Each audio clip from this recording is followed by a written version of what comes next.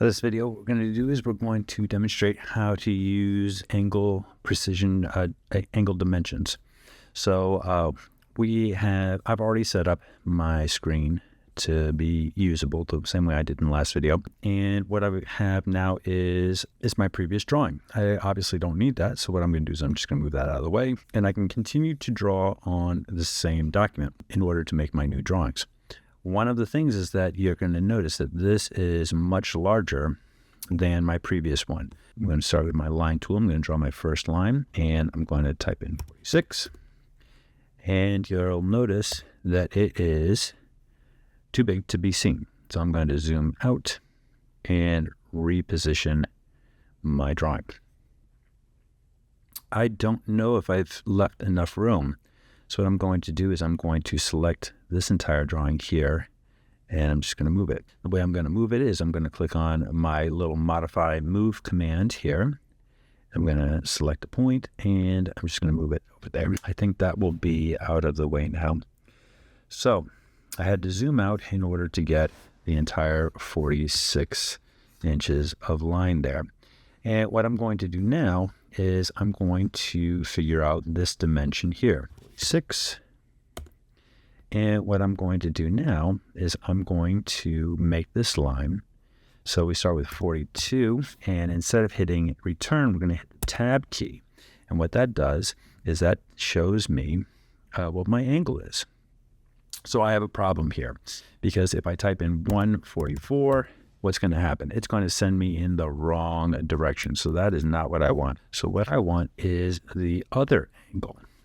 So what I have to do real quick is some math. So 180, I know, is a straight line, 180 degrees. And what I'm going to do is I'm going to subtract out 144. That's going to give me an angle of 36 degrees. So that's what I'm going to put in for my next angle. 36. And now I have my first two lines. So I'm going to go up 20. My next one is undefined. I don't know the length of this line. I do know the length of the entire portion is 50, and I have to subtract out 30, so I'll leave me with 20. Then I go up 10. Then I go over 30. Come down 18. Come over 44. Come down 18.34. Okay. So I have a problem. I do not know the length or the angle of this next line. What I do know is I know the length of this line. So what I can do is I can create a line that goes from there up 9.78, and then I can just take my line and finish it out. So I want to go from the green box to the green box, and we should be all set. Okay, so how do I know if I am all set here? Well, what I'm going to do is I'm going to dimension it, and if all my dimensions come out right, I know that I have done my drawing correctly. So I'm going to grab my dimension tool, and I'm going to dimension this here. Whoa, take a look at how small that dimension is there. So what I need to do is I need to make some changes here. I'm going to go back into my dimension style, and I'm going to modify.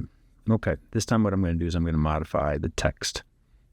And what I'm going to do is I'm going to modify the height of the text. So let's see. How big should I make the text? Let's just start with 2 and see what happens. And what I can do is I can just come here, and that actually looks pretty good. The other thing is that my arrows are pretty small, so let's go back in here. Let's change the arrow size. The symbols and arrows. Since we changed the other one to 2, let's change this one to 2. Now let's see how those look. Delete these.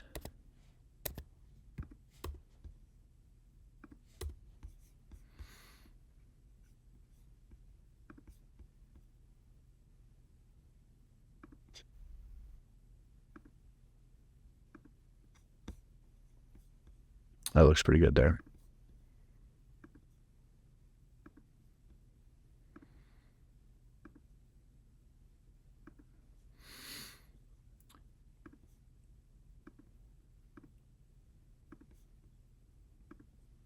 again, this is not the angle we want, right? So we keep pulling the mouse over this way, and we keep going up, and eventually it snaps into place where we want it.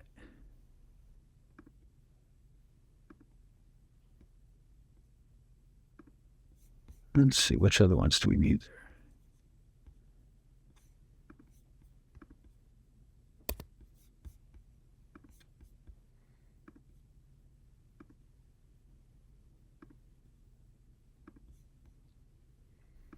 Now this one we do want on an angle, so we're just going to pull it back like that.